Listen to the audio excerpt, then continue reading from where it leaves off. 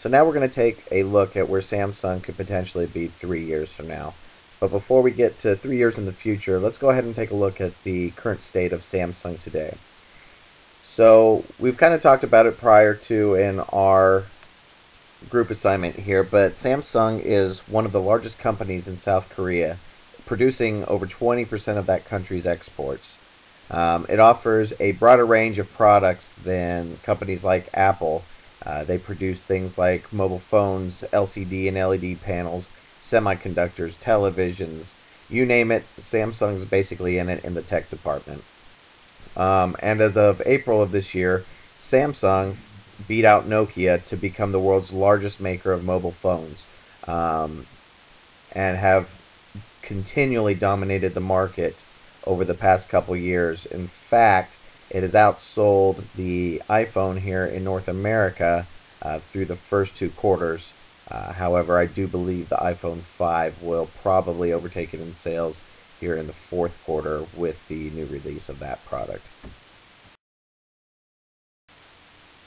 So some of the current advantages Samsung has is that it's the world's fastest growing global brand. It's widely known throughout Asia, North America, and it continues to increase in popularity. It's also a fast follower.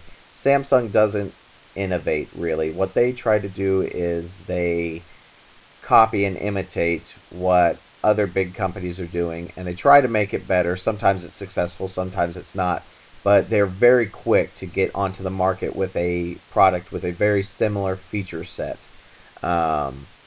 And then the last advantage that they have is really they are a wide variety kind of company. They don't just focus on the mobile department or the television department. They have a lot of different products that they have throughout their portfolio that really helps them become the successful company that they are. In some cases, more successful than Apple. Now, the company does have quite a few disadvantages. The first major disadvantage is in the United States, Samsung's typically thought of as a copycat company. Apple is currently the darling of the United States in terms of innovation and, demand for the product, where Samsung is kind of just thought of as like the generic version of Apple. In recent years, it's lost some antitrust lawsuits in regards to price fixing for computer components, and then here recently this year, with patent infringement lawsuit filed by Apple. In addition to this, one of the biggest disadvantages Samsung has in the market today is the fact that their customer service ratings, especially here in the United States, are at a very low level.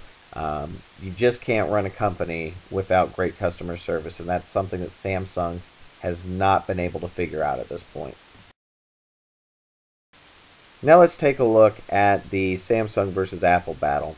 So here recently, Samsung mobile products have actually been outselling Apple through worldwide. It's always been commonplace over in Asia for Samsung to kind of outsell Apple, but especially over here recently in the United States, Samsung products have actually started to outsell Apple products. Samsung continues to see profitable growth and a stock surge, while Apple stock has kind of faltered and fallen flat in the wake of the death of Steve Jobs. The recent Apple lawsuit victory may have brought attention to the fact that Samsung actually offers a superior product than Apple.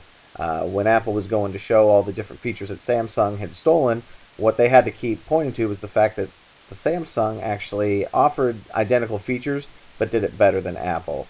And then the last part of the battle that's going on is that Samsung's bigger product base allows them to be more successful with a more diverse offering of products than Apple allows for.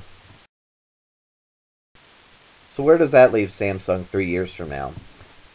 Basically, Samsung has the opportunity not just to lead the mobile market, but to dominate it.